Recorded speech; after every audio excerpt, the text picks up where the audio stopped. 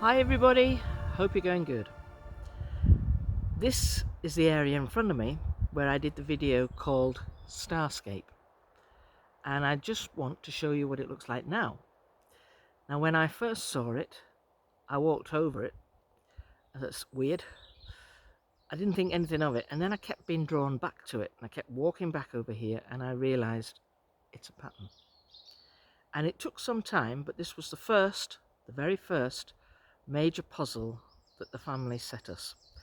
And my first connection was, if you like, my first teacher was Ahachida, and this is Abak's mother, and she was the one who opened up everything inside my head so I could make mind speak connections. And her mate was Edgar, and Edgar said to me, "Do you like the gift I've left you, Sally?" And this was the gift, was the Starscape.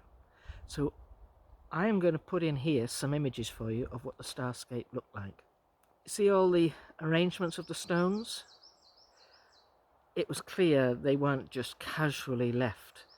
These had been arranged in a very special and specific way. And Edgar had done this to try and teach me the importance of the constellation. And this, we decided the Starscape was the Winter Circle, and it was Orion and all the stars that went around it. Let me show you what it looks like now. This is our Starscape.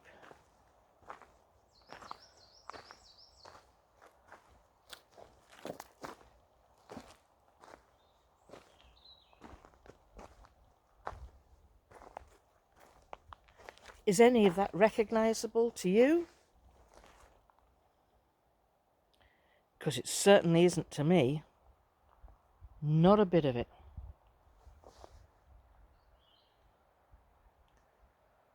None of it.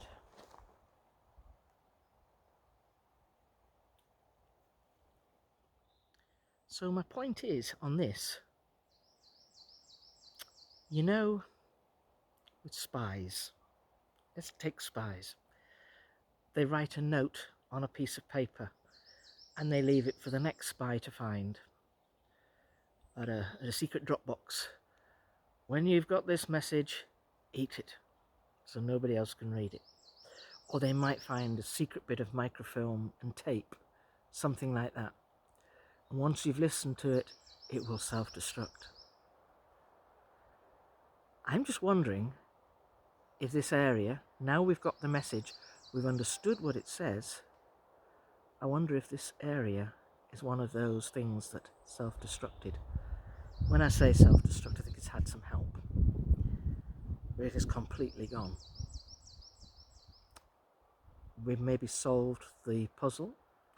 It wasn't left for anybody else, it was left for us. And I think, I'm just wondering, I hope I'm wrong, but I'm just wondering, with all the tree glyphs that we've seen round about, whether they are going to start disappearing once we understand what they are about. My personal feeling is that they're growing. We're getting more and more of them. There seem to be more. It's just a thought. And I'm really interested to see this. This It's fascinating. I wonder what you think about that. We could go to the Storm Arwen, which was about 14 months ago now, in November 2021, and it took out half this forest. Well, yeah, half of this forest. There was a heap. I have to be careful where I tread so I don't fall down the bank. There was a heap of arches, tree glyphs behind me. Absolute heap of them. That's completely obliterated. You can see it all. See it all? Matchstick world. So when we thought about the storm and it being targeted by somebody else to obliterate it, was it? Or was this a way of, this is our message, now we've just erased it. You've got it, we've just erased it. I just wonder, did they utilize elemental forces? And it's just a thought. I wonder what you think on that. So moving swiftly on, let's get on to what I really want to talk to you about. This is the story of the Hills, Betty and Barney Hill. You may know it. For those of you who don't, I'm going to repeat the story here. This isn't really my game. I don't usually repeat stories, but I think it's significant, and you can say whether you agree or not. I believe it is connected in one way or another to what we are doing. So the Hills, they both lived in Portsmouth in New Hampshire. Barney, he was a postal worker, and Betty, his wife, she was a social worker. They are both active in the Unitarian congregation, and what's also important is they were a mixed race couple, and so they were members of the NAACP, which is the National Association for the Advancement of Coloured People. Now that might seem like an unnecessary detail, but I think it's quite important as the story goes. So they were an interracial couple, and that means nothing to us today. We would think, well, so what? But then 60 years ago, it was of importance. They were at the same time within the NAACP. They were there with Rosa Parks and Dr. Martin Luther King. So they were up with some prominent people. So there is actually a sign, a road marker sign on the Route 3 in Lincoln, New Hampshire. And that actually explains what occurred there. Their alleged UFO sighting, which is how it's described, I'll take their word for it, because as professional workers, professional people, why would you risk your reputation? So I'm taking it on face value. And I'm not saying that it definitely happened, I'm not saying that it definitely didn't. But why not? So far. So the sighting, it happened around 10:30 p.m. at night on September the 19th, 1961. And the Hills had been in Niagara Falls and Montreal, so they were driving back to Portsmouth in New Hampshire. So we're in an area which is just south of Lancaster, and Betty claimed to have observed a bright point of light in the sky. And she said it moved from below the moon and the planet Jupiter, and then it went upward to the west of the moon. So Barney was driving this US Route 3, and Betty thought to herself, oh well, you know, I've obviously seen a falling star. But logically, a falling star should fall, it shouldn't move upward. But however, it moved erratically and bigger and brighter, so they stopped. They decided to let their dog out, give the dog a pee, and they stopped at an area south of Twin Mountain. So she got her binoculars out, and she looked, saw their very odd-shaped craft, flashing multicoloured lights, and it was travelling across the face of the moon. Now, her sister, several years earlier, had seen a flying saucer, so Betty thought, that must be what I'm looking at. So Barney, he took the binoculars, and he said, no, you're dreaming, you know, it's actually a jet airliner going towards Vermont on its way to Montreal. So they're probably on a well-known flight path. But he soon changed his mind because it had turned very rapidly. The craft descended into their direction. Barney realized this was not a plane. They thought it was a plane, but it clearly was not a plane. Now you see the shapes that we have seen within the forest, all this vectoring, and this is often described by people who have seen UFOs, this sudden change of direction at tremendous speed. Impossible. It would be impossible to do. And a plane operates, this is where I should say this, an aeroplane operates by vectors. They were moving on a very slowly through a place called Franconia Notch, and this object started to come much closer. Betty testified that this thing was about 12 meters long, 40 feet, and it seemed to be rotating. So it was silent. An illuminated craft moved erratically, bounced back and forth in the night sky. So about a mile south of Indian Head, I love these names of places. So they're a mile south of Indian Head. The object rapidly descended towards their vehicle. So Barney stopped his car in the middle of the highway, and the huge silent craft, and it hovered about 100 feet above their car. They had a 1957 Chevrolet Bel Air, really nice car actually, and filled the entire field of view in the windshield, so they couldn't see anything else but this craft. So it reminded Barney of a pancake, so he said. He stepped away from the vehicle and moved closer to the object. He claims to have seen 8 to 11 humanoid figures who were peering out of the craft's windows. Now, he was using his binoculars at this time, and he thought they were seeming to look at him. He actually thought they were laughing at him at one point, and all in unison except for one figure who remained separate. So that figure continued to look at Barney, and using mind speak, now this is before people started talking about mind speak, so using mind speak, communicated a message saying, stay where you are and keep looking. So he watched these humanoid forms. They were wearing glossy black uniforms and black caps, wearing clothes, right.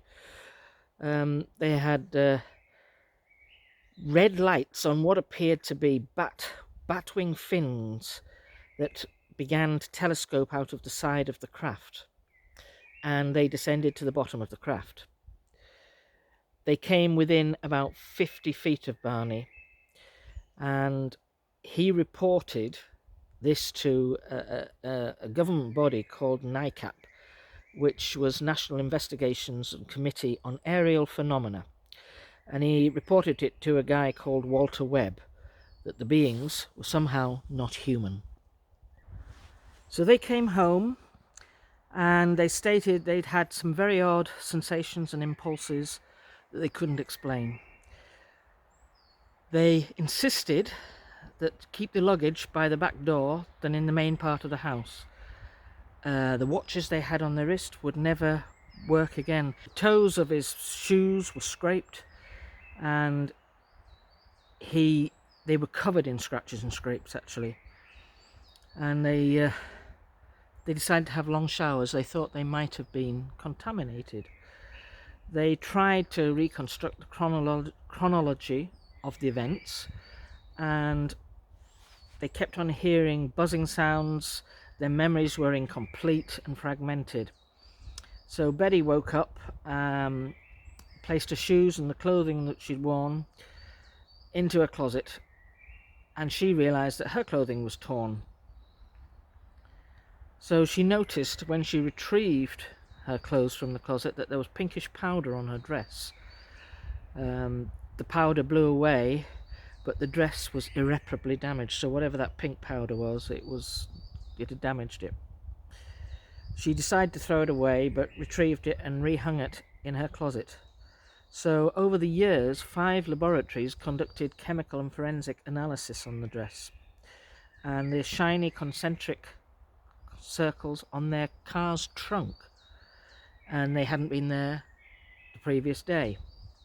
They experimented with a compass. When they moved it close to the points, the needle would whirl, but then moved it further away from the spots, it would drop down. So there's some kind of magnetic field there as well. So they reported it to the US Air Force and NICAP. And this Walter Webb, he met the Hills in the October, that's a month later. He had a 6-hour interview, and Barney said he'd developed a mental block and he couldn't remember parts, and he said it's like his brain was saying that he didn't wish to remember. He described all that he could remember but couldn't get the details. So Betty, at this point, 10 days after the encounter, Betty was having really vivid dreams.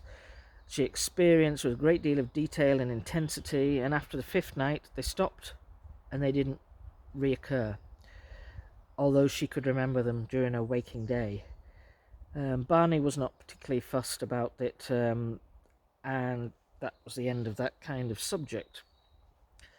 So in the November, this is 2 months after, she started to write down the details of her dreams, and in one dream she'd encountered a roadblock around their car. She had lost consciousness, and she was saying that she was dreaming she was walking through the forest at night, sleepwalking. She says the men were about 5 feet, 5'4" tall, and wore matching blue uniforms with caps again. They appeared nearly human. They had black hair, dark eyes, nose forms and bluish lips, but the skin was a grey colour. So she was taken to their car, where the leader suggested that they wait and watch the craft's departure. So they did so, and they resumed their drive home. So these are interesting little fragments that they managed to remember out of the whole incident that took place. So they had a series of occasions for missing time. They'd arrived home much later than the drive had taken or should have taken. So there was a couple of hours missing. Well, there is some correlations here, because I have certainly had missing time in here. So it was proposed that they should go under hypnosis. So they met a guy called Simons, Mr. Simons, Professor Simons, and he decided to do some hypnosis on them. And the hypnosis was consistent with conscious recall. So everything Barney had said that he remembered during the daytime, with his active memory, he could remember through his hypnosis. He became anxious during all of this, and he said, I felt like the eyes of these people that would watch them, the aliens, had pushed into his eyes. Felt a pressure. That's interesting. He said the beings were similar to the way Betty's hypnotic recollection were. The beings were often stared into his eyes with very mesmerizing, so it's like the beings were hypnotizing them, probably reading what's in his brain. And he says, they're in my brain. I was told to close my eyes. I saw 2 eyes coming close to mine. I felt the eyes had pushed into my eyes. And then from his second hypnosis session, he said, all I see are eyes. I'm not even afraid, and they're not connected to a body. They're just there. Eyes, disembodied eyes, if you like, pressing up against his eyes.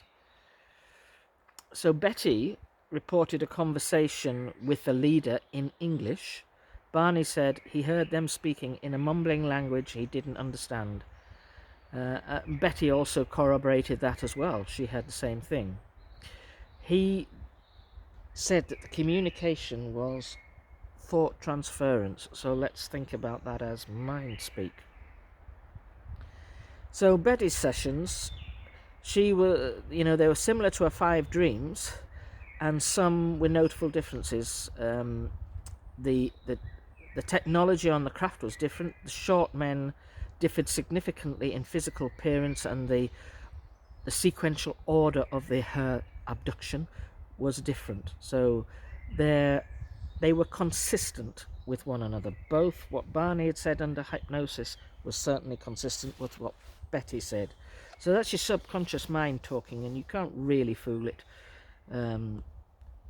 Anyway, so there was a lot of post-hypnosis publicity, and now this is where the government steps in, really, because Barney died quite young. He died at his age of 69, and surprisingly enough, Betty lived till 2004. Now, one of the interesting things about all of this was Betty was shown by one of these beings, went into some detail, showed a diagram. Oh, this is where planet Earth is. This is Mars. This is the planets. This is that, and she could remember it only under hypnosis, and was able to draw it only under hypnosis. And it was a weird map. All the scientists of the day said, "Oh, what a load of rubbish. This map doesn't relate to anything. It's not connected with anything. We don't recognize it at all." However, there was a lady called Marjorie Fish, and she was an amateur astronomer, and she was intrigued by this star map. She had worked out what certain points were on the map, and she was able to draw a representation, which I'm going to show you on the screen here. And it was clear that this could be used. This was a map, and it could be used, and it could be overlaid onto the galaxy. Now, we see things from planet Earth at a different direction, different shape, different perspective than, say, let's take for example, if you were on a completely different planet, it would look different to you. And things are 5-dimensional maybe, and we're only seeing it almost 2-dimensional because we're not traveling through it. The planet in question, where they said that they originated from, was Zeta Reticuli. That's one of the shapes that we brought up. So I wonder if we're being told a story. I wonder if there's different energies working here. This is just my thought, and this is just why I want to bring this up. Now, there's a lot of people who rebutted them. They discredited, particularly her, Betty. She went on to do some dubious talks. In fact, she was laughed off the stage at one. And a lot of people said, "Oh, she's sleep deprived, that's her issue, that's her problem." It is interesting to know that whenever anybody has anything to say about aliens, Bigfoot or anything, if you have definitive proof, you can say what you like, so long as you haven't got definitive proof. The minute you've got definitive proof, the government will seek to discredit you, and that's exactly what they did with these two. They discredited them. Now, it may be that they were talking a lot of hokum, but there are correlations here, and these stories are repeated in a lot of places. So if you, for example, had discovered something and you wanted to tell everybody about it, which you did, and because you're a professional person, let's say you're a doctor or a lawyer, so you're a professional person of standing, the first thing the government is going to do is say, "Oh, right, everybody's going to trust them because they have a position within the community. We need to discredit these people. We need people to realize that they're actually gaga." So what they'll do is they'll embellish your story. They might add bits on and say, "Did you see little green men? Did the men have purple eyes?" And if you're being carried away with this story, you might say, "Well, they may have done. Oh, look, she says they've got purple eyes." Whatever, So they may discredit the story that way, but the best way to discredit someone is to take somebody of equal standing within the community. So if you're a doctor or a lawyer, you'd have somebody else of equal standing who would then discredit you. They would say, perhaps give you some kind of temptation outside your marriage if you were a churchy type of person, or a temptation of some sexual nature that would be discrediting to you. A financial temptation, so you've invested in something which is really, really unethical, discredit you to make you look like a lunatic. And the same thing happens with Bigfoot. People are discredited, and a lot of people in this game, a lot of people haven't got all the evidence that they would like to have, and you want to get blood tested, immediately your blood's come, we don't recognize that blood. Well, of course you don't. If you're going to be sent a blood test, or if you're going to be sent hair test or something, that's what's going to come back. They've been directed by on high to say, you don't recognize it. Don't say you think we've got 500 samples of this that people have sent from all over the world. We know exactly what it is, but we're not saying. None of that. It's all about discrediting people who have any kind of evidence. So you can say what you like and the government will ignore you, but the minute you have evidence, you are out. So this is what happened with the hills. I mean, she did lots of drawings later on in life, and she was roundly discredited for what she was doing, roundly made a mockery of in absolutely every way possible. But there is something with all of this, that these people, they all have similar stories. There are correlations there. The mind speak, the lack of being able to recall events, time loss. There are many things that correlate here. So I think there are connections, and it may be to do with energy or whatever. So I wanted to tell you that story about the hills. I thought you might find it interesting, and just a general reminder about it all, because it was 1961. It was certainly before my time. These things occurred, and there are many, many more stories like it. Let's be open to a lot more things than we are. We are listening, we are taking notes, and we are doing our homework here. The shapes of these planets that we're seeing, the constellations, is this in any way connected? Who knows? Rosetta Reticuli, that's come up, and we're seeing that shape in our forests. So I am not saying it's aliens, please, I'm not saying that. I'm just saying we need to open our eyes. There's more going on. There's far more going on. And what we're seeing is constellations, and what she was being shown was constellations. We don't really use constellations to dictate our life unless we follow zodiac signs, so it's a different thing. But I think animals, native peoples in particular, indigenous populations, they all use constellations to read the day, to read tomorrow, to read the world, to read everything that's going on. And I think we need to pay more attention to it. So we're on our quest, and this is just a little piece of a jigsaw, and it may be related, it may absolutely not, but at least we've looked at it.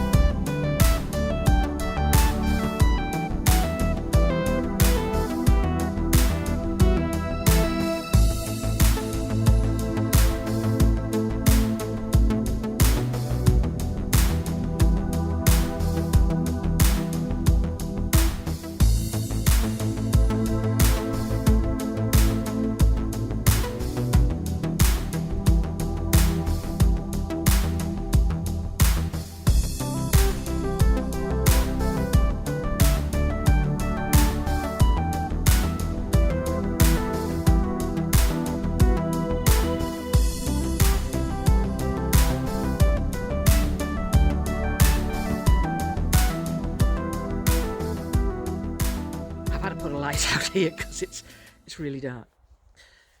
It's 6 o'clock at night. We're about half an hour off proper dark.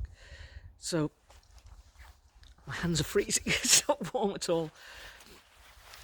I brought this to you because there's lots of correlations here, and I think that we can connect some of the dots. I think it's a method of communication, and we've seen that within the constellations. Now, this thing with lights, it's frequently commented on. A lot of people who do Bigfoot research see lights, different coloured lights. Also, it should be said that I believe Bigfoot are fascinated with lights, not big spotlights, not like this, bright lights, or your outside lights that light up the whole of your ground. I think they are fascinated by coloured lights, little red lights and blue lights. Blue seems to be of interest to them. I think that they are fascinated by that.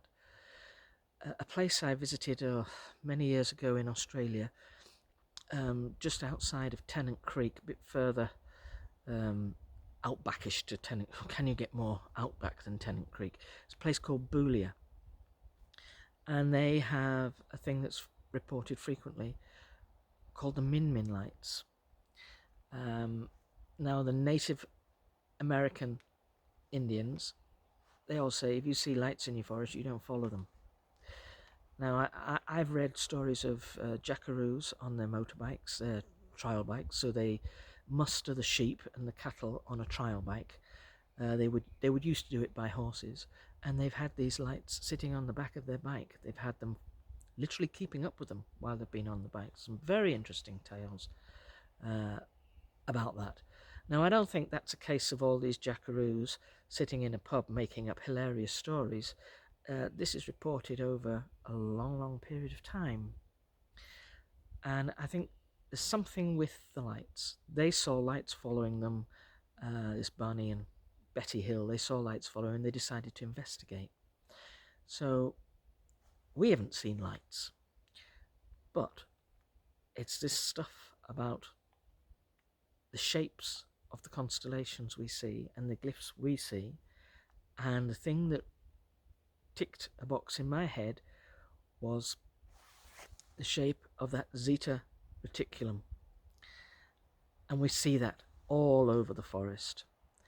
There are lots of different shapes that we see, and these are all being shown within our forests.